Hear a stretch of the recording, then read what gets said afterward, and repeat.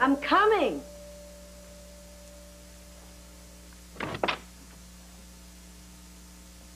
Matt. Welcome back.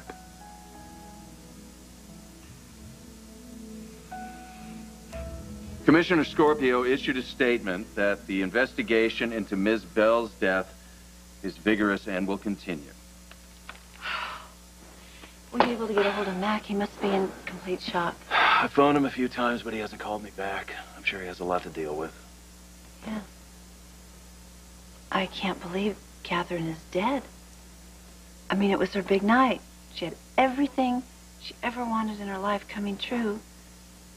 Now she's dead. It doesn't make any sense to me at all. Death never makes any sense. Whether it's murder or an accident or a drawn-out illness. At least it sounds as if Catherine was happy in the last few moments of her life. We should have gone. Doc, maybe we should have gone to the ball, because then maybe Catherine and me, you know, we would have been fighting or something, or she would have been showing off for me, and then she never would have ended up on that parapet. You can't control life and death. You're right. I am not going to beat myself up over Catherine's death, because that's exactly what she would have wanted. You know, she would be getting the last word, and I'm not going to give her the satisfaction. I'm going to miss her, too. You know, of all the people that I fought with, she was the most irritating. She was very important in my life. And you were important in hers. Well, at least there isn't a general homicide connection. Catherine's character doesn't die in the book. Yeah. Well, that makes me glad. It doesn't give you any more ammunition against yourself. Poor Kathy. Doc, listen to me. I'm so glad that we have each other.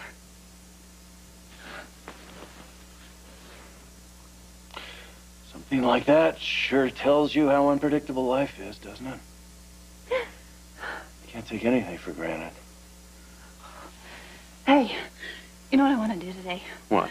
Let's just stay home, just together. Us, lock the doors and pull down the shades and turn off the phone and just spend the whole day just enjoying each other. What do you say? I think that's a great idea. We'll spend the whole day not taking each other for granted. Okay. Of course, I'll start with not taking your legs for granted. And then I'll move up to not taking your lower back for granted. And then, of course, I won't take your neck for granted. And then I won't take your lips for granted. I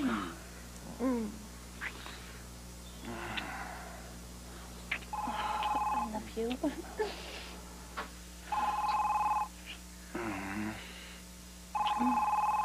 Why didn't I turn that off first?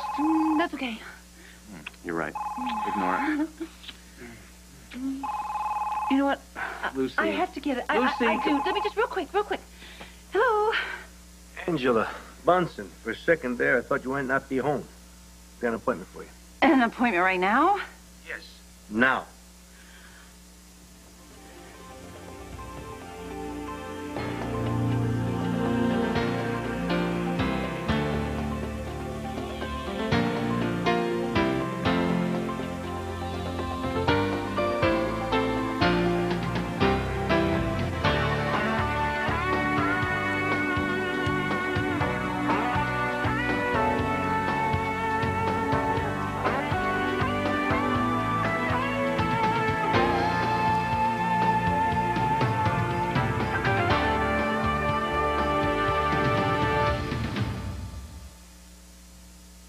I'm sorry, but this is extremely short notice. Hey, I can't help it, kid. I've sent the costume. It should be there any minute. Henri, I have made other plans. If you're calling me Henri, that means your boyfriend must be around. Ditch him. We got work to do, kid. No, you know what? This is really just, it's not a good day for me. You do this now, or you're fired from Enchanted. Period. Now, this client's into historical stuff. Hoops, wigs, cleavage. I want you to dress like Marie Antoinette.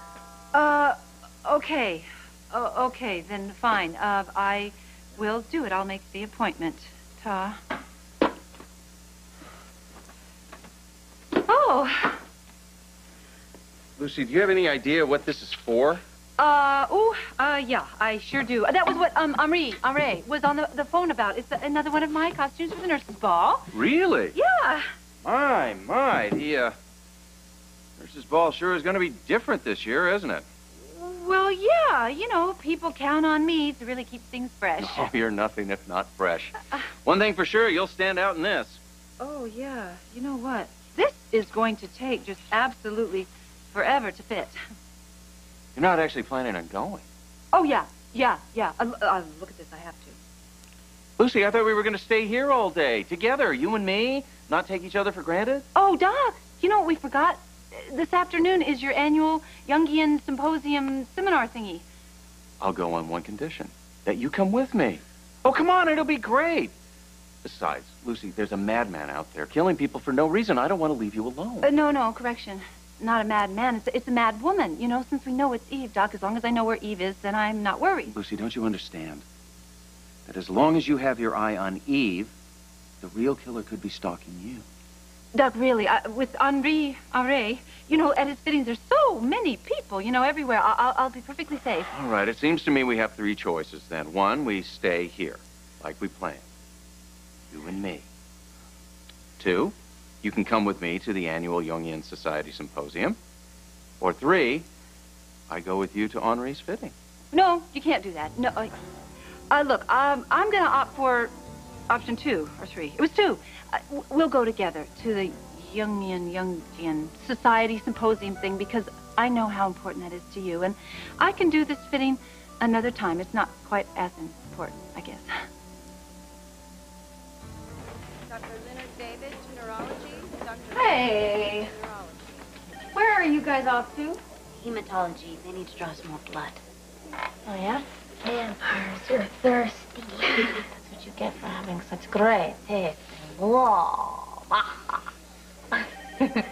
Have you been to the fair yet? Oh, interns can't have fun outside the hospital. Didn't you know that? I can see the Ferris wheel from my window. Huge. Wow. Well, aren't you kind of afraid of a big ride like that? No way. I used to go to the fair every year. Last year you went on the parachute ride. You did not. Did How cool. You didn't bat an eye. I was terrified. White knuckles all the way. And I got a super sucker squirt gun, but it broke. Do you think they have them there? Hey, tell you what. Maybe I'll go over later and check it out, okay? Neil's gonna be running around the hospital with a big squirt gun. I'm gonna have to warn the nurses. Nurses! Bye. Dr. Wexler, 5563. Dr. Karen Wexler, 5563.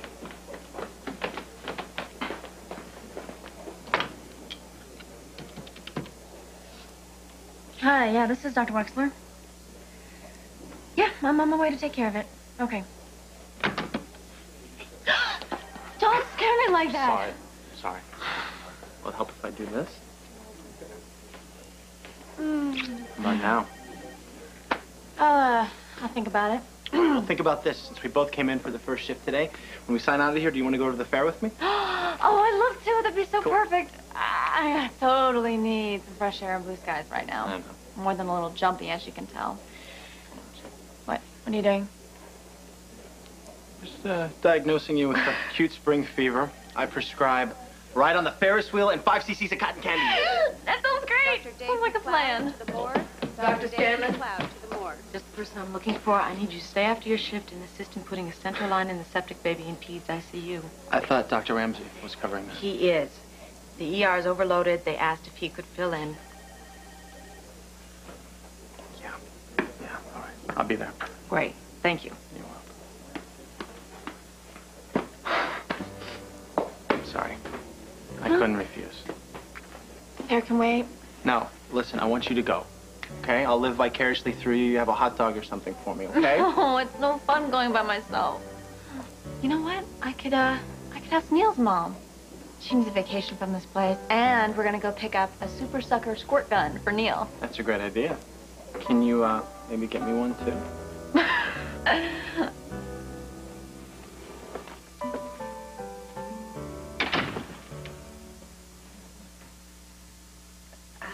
How did you was here? Eve heard that you were spotted in town yesterday. You heard yesterday? Last night. I'm surprised you're back.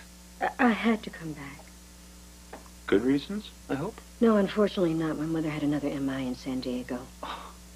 What was she doing there? Well, after I left, the pipes burst here in her apartment and flooded the place, hence the decor. She insisted on coming back with me. I should have known better. It was too soon after her last event. Well, when Alice decides to do something, she can be pretty stubborn about it.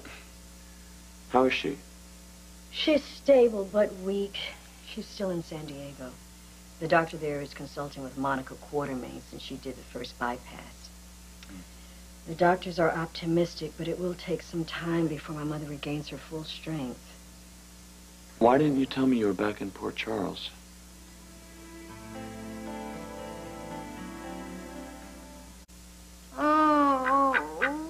Oh, my. Still bad? Oh, Doc, it's worse.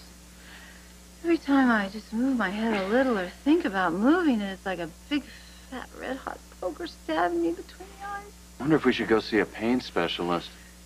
I know there's some prescription medications that are really effective against migraines these days. Oh, no, somehow I'll manage with just my little herbal remedies, and I've got my handy-dandy ice pack. I just think I've got to let time work its magic.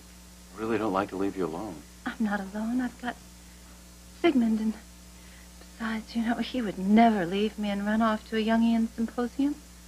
Why is that? Because he's Freudian. All right, you win. I'll go to the symposium, but I'll be back as soon as I can. Oh, no, Doc, please don't hurry on my account. You go have fun, enjoy, make a few new little friends.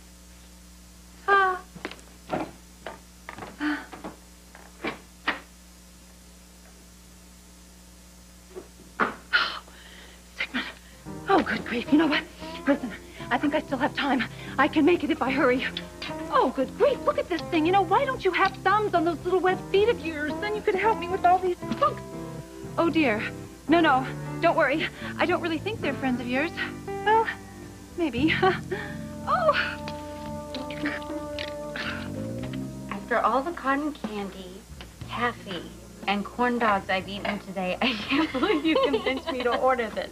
We did kind of overdo it, didn't we? Kind of. You're going to have to roll me over to the hospital. Karen, thank you. I really needed this.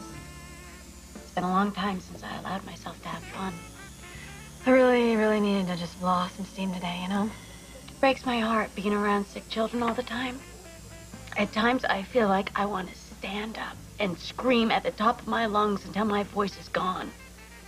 The only thing that keeps me going is when I sit in Neil's room and I think about all the fun times he's had. Last year, we were so happy. We thought the cancer was gone for good, and the two of us, we went to the carnival, and we ate ourselves sick, and we giggled like idiots. Neil won a stuffed animal by knocking over milk bottles with a softball. Now, at times, he can barely lift an arm. You are a great mom. You are a great mom. Neil just shines whenever you are around. Thank you. I try to stay positive for him, even when I really feel like raging against the world. I wouldn't wish this on my worst enemy. Hey, we're supposed to be having fun. Neil is going to love all the stuff that you got him. Are you kidding? The day you and Dr. Joe put that model together for him, you won his heart. But when he finds out you took his mom to the fair so she could get him a squirt gun, he'll be your #1 fan for life. Well, then that'll make us even, because, I'm already his #1 fan. Of course I was going to call you. I flew back yesterday and have been inundated with things to handle for my mother. Well, I could have helped. I know how busy interns are. I didn't want to interfere with that. So how long will you be here? Well, everything depends on what Alice's needs will be. I can't leave her here to struggle with her recovery all by herself. And given that this was her third attack in less than a year, I don't want to take any more chances with her. Then you'll be staying for a while? Hello? Yes, I paid all the bills that were in the tray. Mother, I told you this morning that the plumber had been here. I will. And now you stop worrying because I am taking care of everything, okay? All right, goodbye, Mother. Well, she must be feeling better because she's pushing all my buttons just like old times. So, where were we? Well, I was just trying to find the right words to say how happy I am to see you. But how sorry I am that it took Alice having another heart attack to get you here. I'm glad to see you, too. I've been concerned about you. I'm fine. You didn't sound it when we spoke after Grace's wake. You sounded like you were in a very dark place. I intended to be in touch before now, but then Mother had her heart attack and things got very hectic. No, Ellen, you don't owe me any explanations at all. I've been dealing with Grace's death. You must miss her very much. I do. Not that I have any right to. Why do you say that? Before Grace was killed, we had a conversation about our relationship. I told her I didn't want to see her anymore. I don't know, maybe if I had handled things differently. Matt, stop. It was not your fault that Grace was murdered. No one is to blame but the person who strangled her. Listen to me. Grace was a beautiful, courageous person. We all loved her, and we all feel her loss. And that's where it has to end. Grace would want us to value the good things that we have. And that brings me back to what I asked earlier. Are you planning on moving back here permanently, Ellen? Well, I haven't made any decisions yet. See, I was hoping that you would decide not to stay here in Port Charles. I want you to go back to San Diego.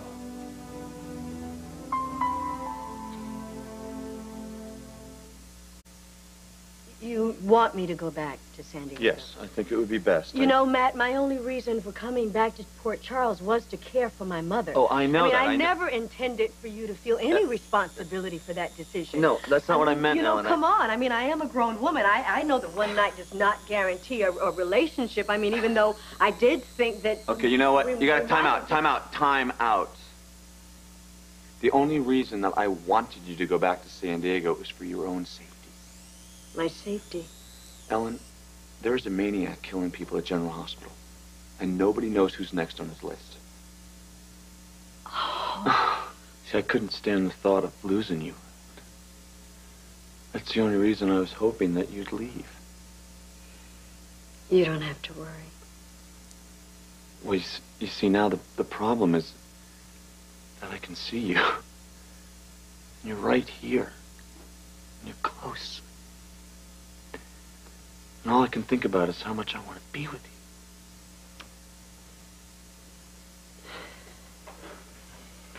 you. You know, all the time that I was gone, I just kept thinking about being with you. About being with you and just having you hold me. I didn't tell you that I was coming because I wanted to surprise you, you know. Pleasantly, I hope. Are you kidding? Ellen, come on. Thinking about you is the only place I can go in my head to get any joy. And now that you're right here, so real. It's even better than I remembered. I've missed you.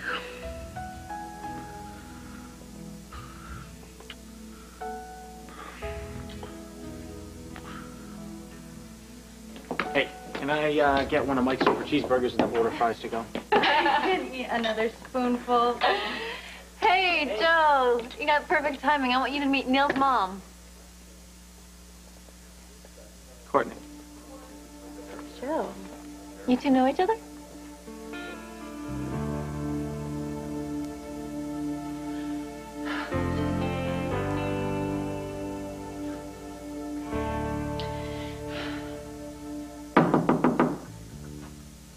Entree is unlocked.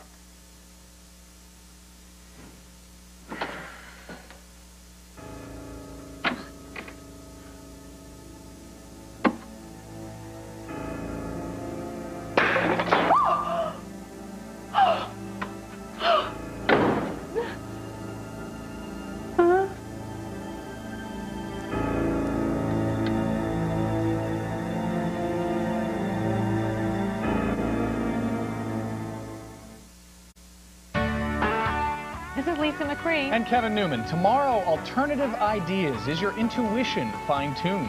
You decide. Are they for real? The series continues tomorrow on Good Morning America.